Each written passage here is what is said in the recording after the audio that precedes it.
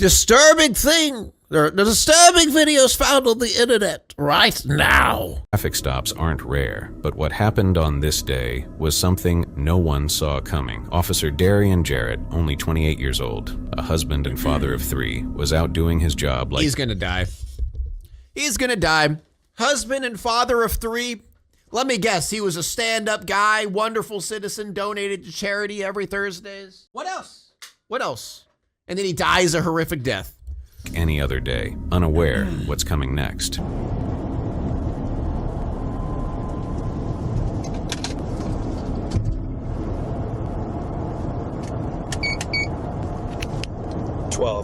Is that truck in front of him just gonna pull out a gun and start shooting? Like I'm just like I'm looking for everything. I'm ready for anything. Volcano, traffic.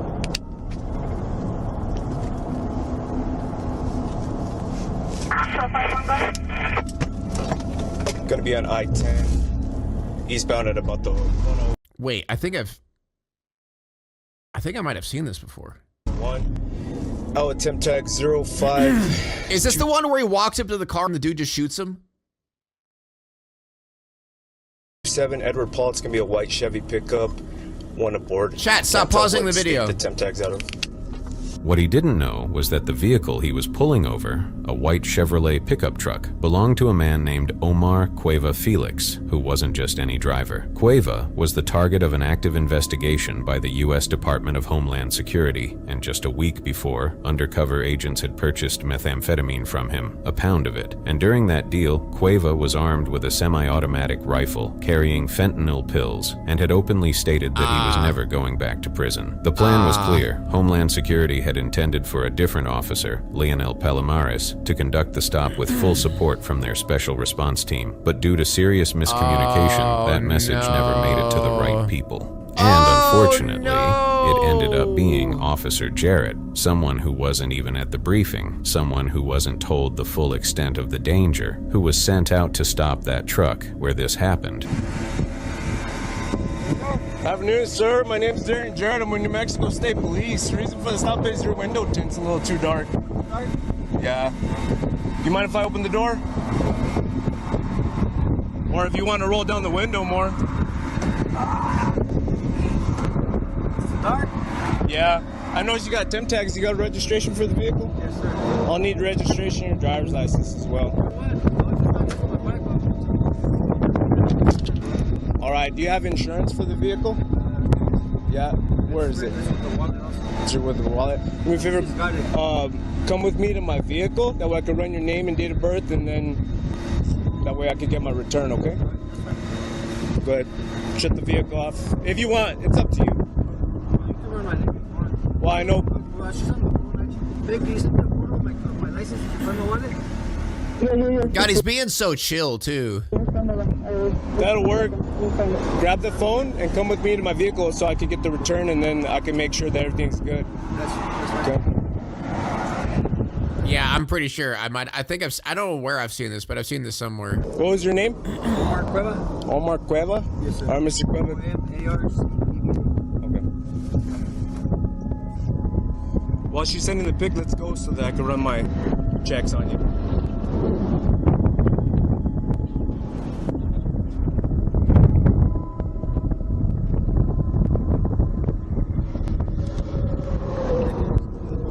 Huh? Yeah, so I can run my checks and I can talk to you a little bit while I'm running my checks, and then He's gonna flip a switch? Yeah. I got paperwork I gotta do, you know? Hey, real quick. You have a firearm on you? Yeah. No, I see it. Please, do me a favor. You mind if I take it off you for my safety? Alright, hold on. Alright, let's go to my vehicle, okay? Come on. Oh, shit! Okay, I haven't seen this one. I have not seen. This is not the one that I thought I saw.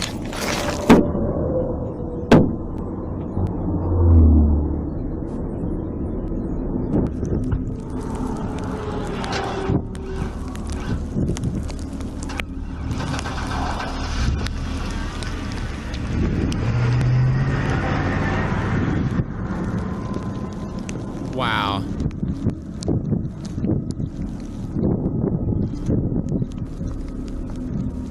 Jesus Christ, dude. All right. Officer Jarrett approached the vehicle calmly, asked... Yeah, I thought this was the other one where the cop actually survived, I'm pretty sure. I think that's the one I saw. Yeah, he made sure the cop died. Holy fuck, Cueva man. to step out multiple times and even noticed a handgun on his waistband, but he had no idea that a rifle was hidden inside. Then, in a blink, as Officer Jarrett turned away to check something, Cueva pulled out the rifle and shot him point blank in the head. He was executed without warning on the side of the road. Cueva then sped off, triggering a massive police chase that ended in a deadly shootout, where Cueva was killed in the gunfire. The damage, though, was already done. Wow. Gabriella, Officer Jarrett's wife, was left behind with 3 children, forced to face a loss that could have been prevented. The fact that this was highly preventable with just communication is so sad, dude. That's so depressing. Hey,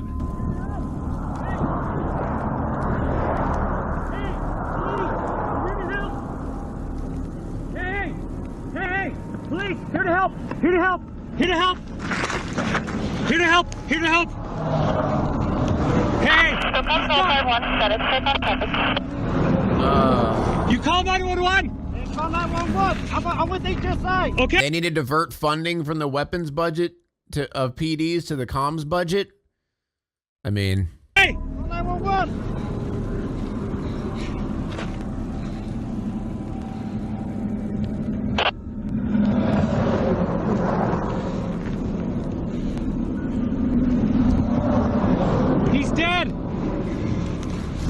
His wife should sue the police department for wrongful death? Yeah, I really hope they did.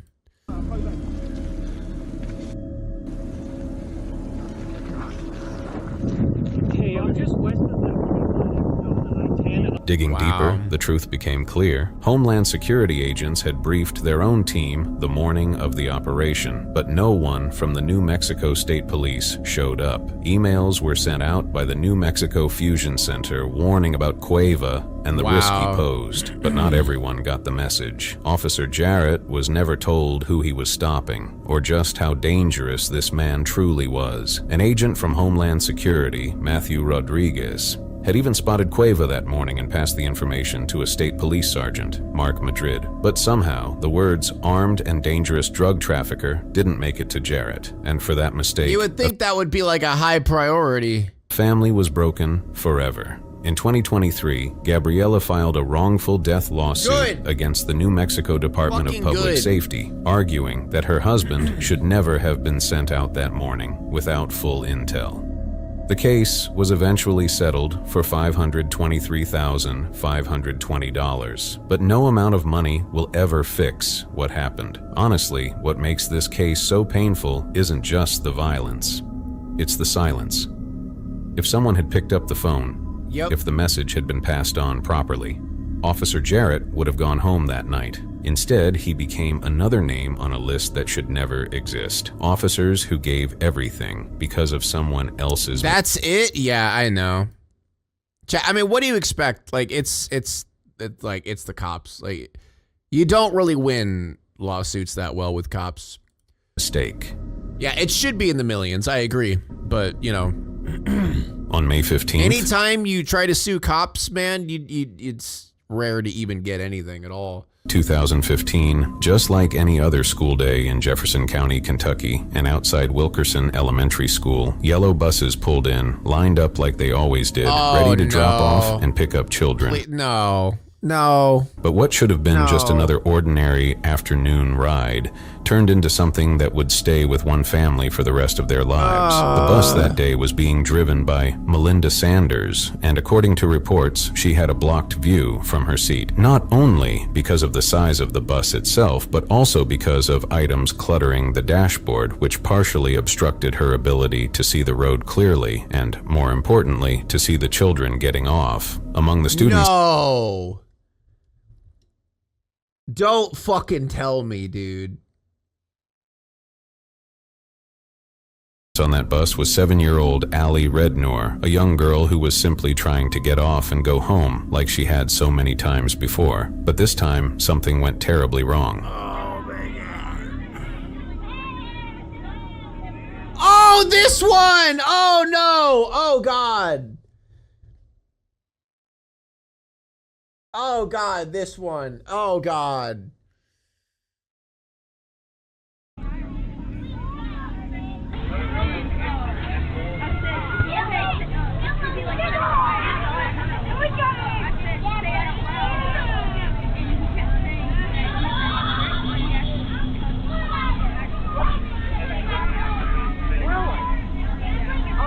You even looked over!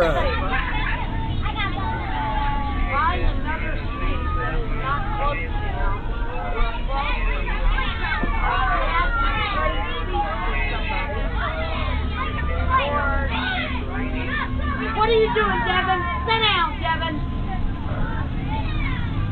Is there someone...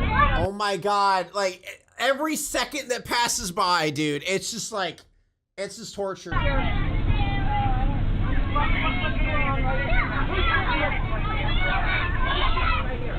What are you doing? You're looking! You're looking right there!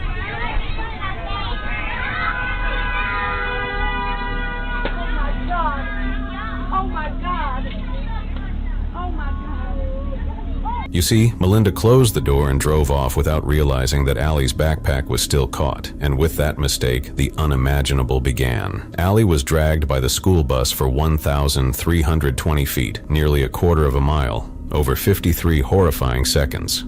As the massive vehicle moved forward, her small body was pulled helplessly across the pavement. It wasn't until a passing motorist, who happened to be running by, noticed something was wrong. He realized a child was being dragged under the bus and had the presence of mind and courage to pull his vehicle in front of the school bus, forcing Melinda to stop before things got even worse. Allie was left with severe injuries, deep abrasions across her legs and hips, nerve damage that still causes pain today, and permanent scars both on her skin and in her mind. She underwent 8 major surgeries, including skin grafts and painful scar revision procedures. And as if the physical pain weren't enough, she developed severe post-traumatic stress and became terrified of school buses altogether. She was only 7, and something as simple as getting off a school bus changed her entire life. Melinda Sanders was fired a month later in June 2015, but the damage And she should be put in prison.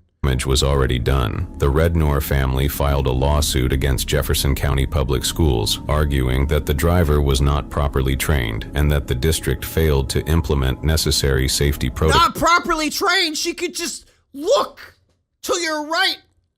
I feel like that should be like a common thing. You look, make sure the children are off, then close the door. She didn't even look. She didn't even fucking glance. I think it's kind of stupid to even say, oh, it's not proper training. She's just fucking dumb. Eventually, they reached a $4.8 million settlement, structured to cover not only Allie's medical costs, but also her long-term recovery and mental health support, an amount that reflects the depth of her trauma. But perhaps the only good that came from this tragedy was change. New laws were passed requiring school buses to be equipped with sensors and upgraded technology to alert drivers if a child is still near or stuck in the door, a feature that could have spared Allie from the horror she endured. Today, Allie Rednor is 17 years old. Rather than let that pain define her, she has chosen to speak up. She's become an advocate for school bus safety, using her story to help ensure other kids don't suffer like she did. This never should have happened. A school bus isn't just a vehicle, it's a moving trust. When someone is given the responsibility to drive children, the least they can do she closed that door like immediately. Like she didn't even, I just don't understand. Is pay attention, because a single moment of distraction can become a lifetime of pain. I don't know how that woman, I would not understand how you would live with yourself after something like that. I don't understand.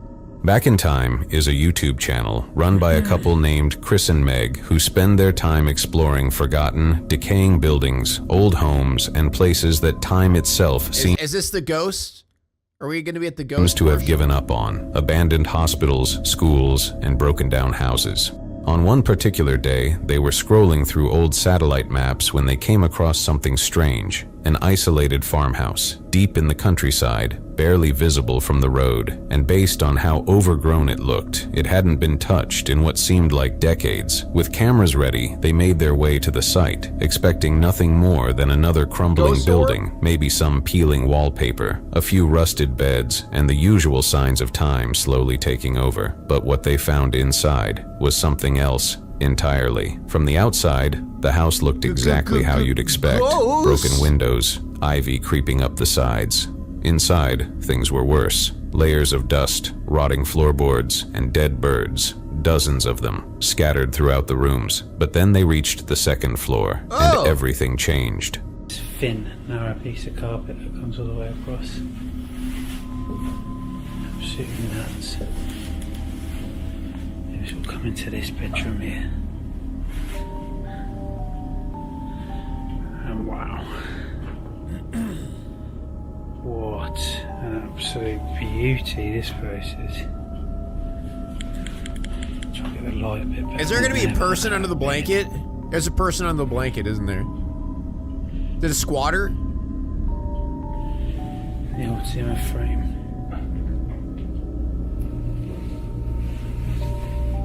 Bird ghost? So they still got the old Wait, bag. does this guy do it alone? People use these days, don't they? Get all their shopping in.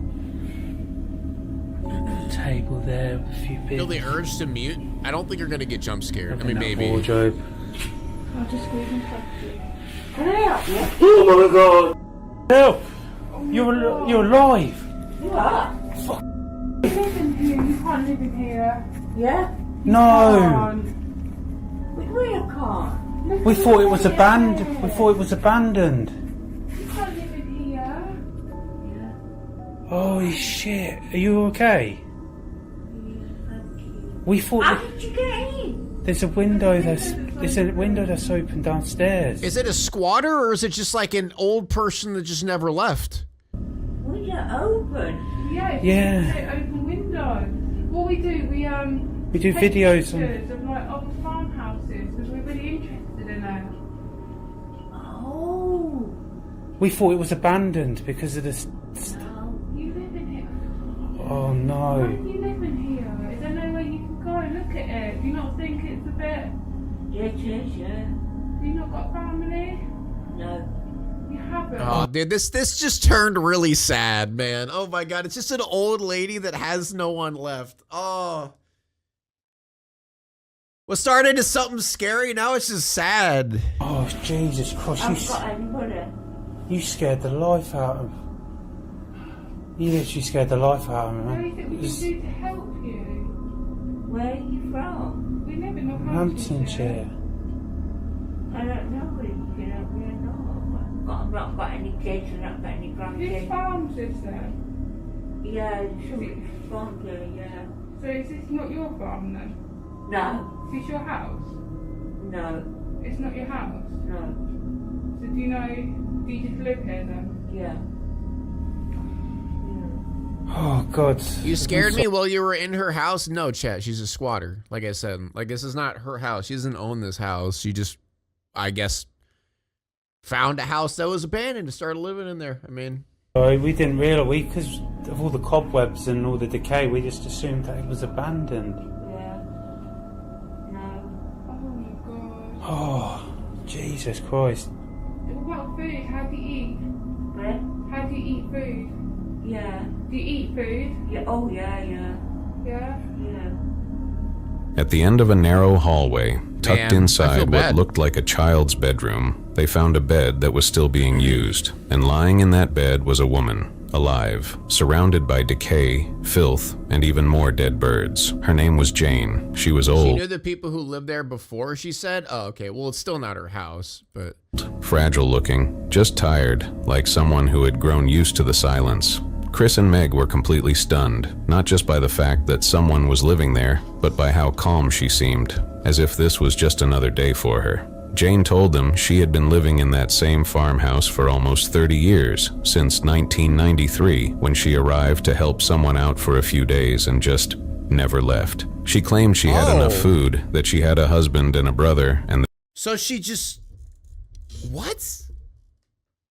That's crazy. that everything was fine. When they offered to help, even just to clean up or call someone, she gently declined, saying she was all right and didn't want them to worry. That's so sad, dude. I was going to say to you, we're going away for the weekend, but we're back on Sunday or Monday.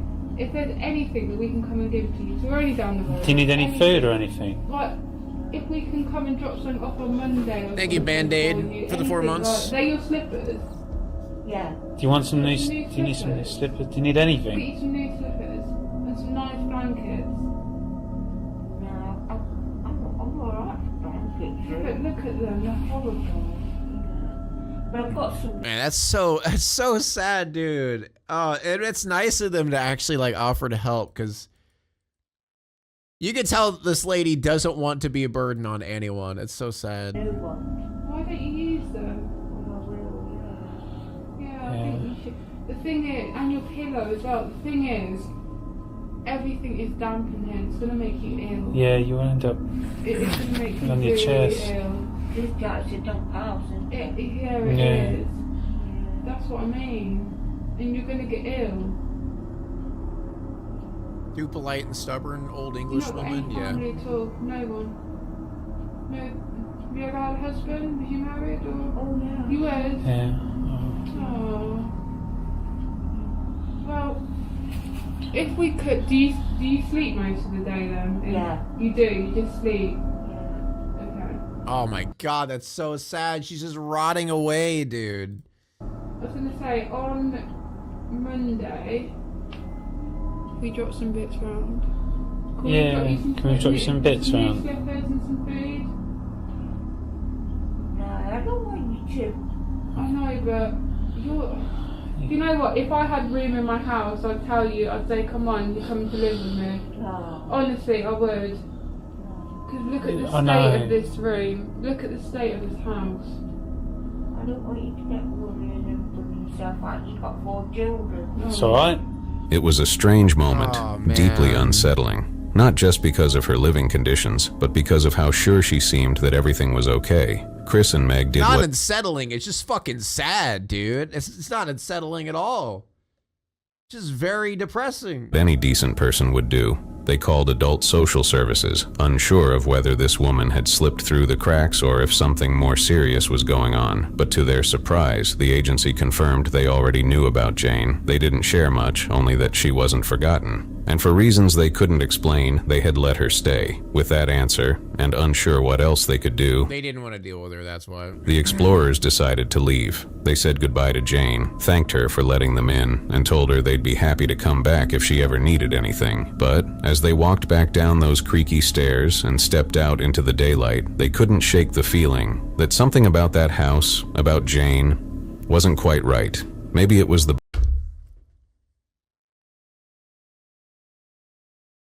Are you really trying to spin this as like scary?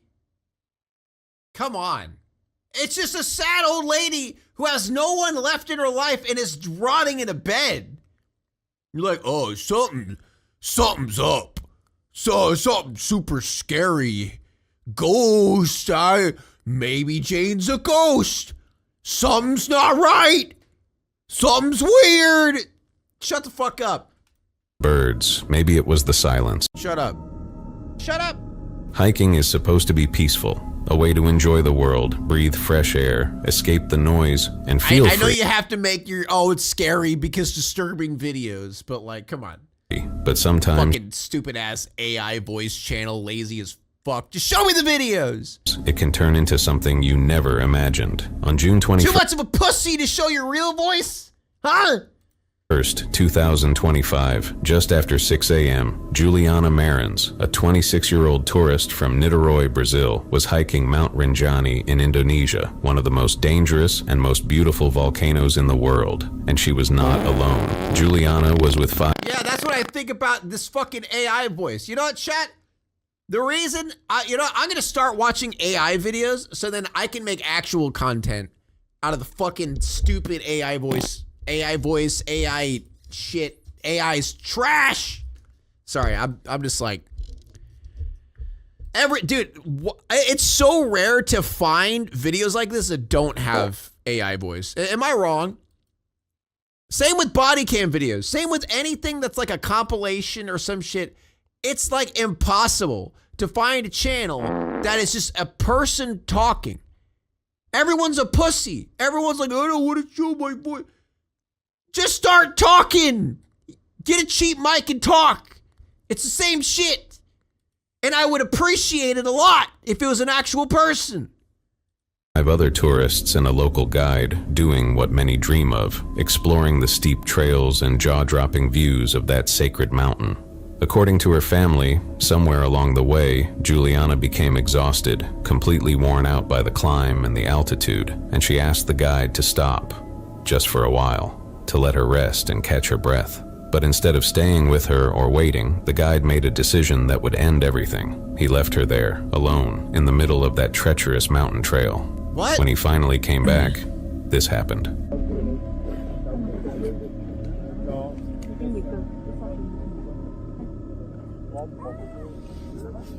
We're here with you!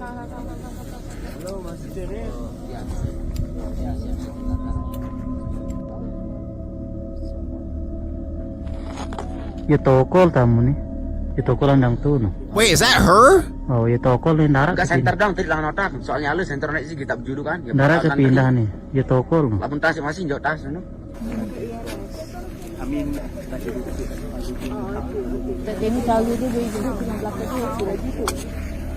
Oh my God.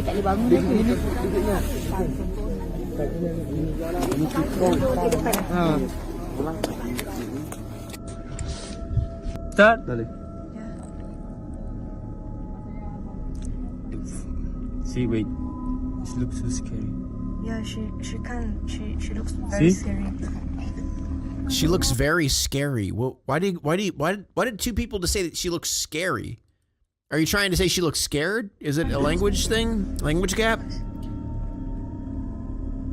She just keep doing this, so I think she is You're trying to. not very sober. Yeah.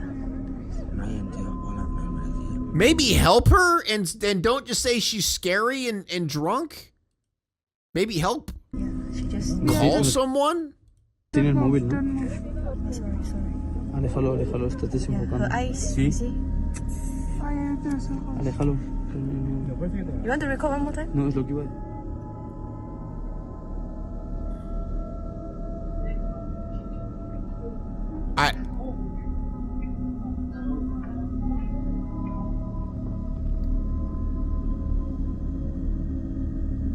I'm so confused what's happening right now.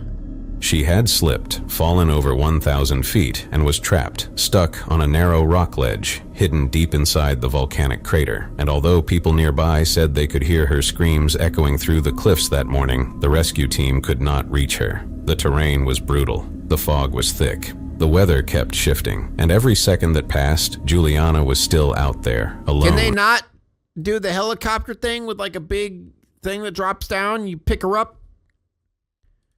In pain, terrified, hoping someone would reach her in time. Yeah, I know. In pain, terrified, about to die. Everyone's, oh, she's so scary and drunk, not sober. No. What the fuck? But time ran out. On June 24th, 4 days later, Indonesian officials confirmed what everyone feared. Juliana Marins had died. Her body was found near the crater wall, deep inside the volcano, at about 600 meters down, spotted only after searchers deployed thermal drones to scan the area. Rescue teams, battling danger themselves, worked for hours to bring her back, carrying her body all the way down to the base camp at Sembalun. Her family and friends, devastated and angry, accused the Indonesian authorities of delays, confusion, and even misleading information. At one point, officials reportedly said she had been found and was being given food and water, which turned out to be completely false. What the That lie fuck? gave her family hope, and then it shattered them. Juliana was an experienced traveler, someone who had spent months backpacking across Asia, full of life, full of courage, just trying to see the world. I don't get it. They recovered her body, but they couldn't recover her when she was alive? To think that she might have sat there, calling out for help in the cold, stuck on that cliff for hours, maybe even days, while the storm rolled in and nobody came, it's the kind of thing that haunts you. Sometimes, adventure can turn into a nightmare, not because of wild animals or something. This just feels like negligence, I'll be honest. Seraphine, thank you so much for 16 months. Weather conditions, I think. Yeah, I guess it's true. But shit, man, wow. Paranormal, but because of simple human failure, poor decisions, and the cruel silence of nature. And in Juliana's case, it cost her everything. Man, that's awful. I don't know. Like, the fact, like, when you look at where she's at.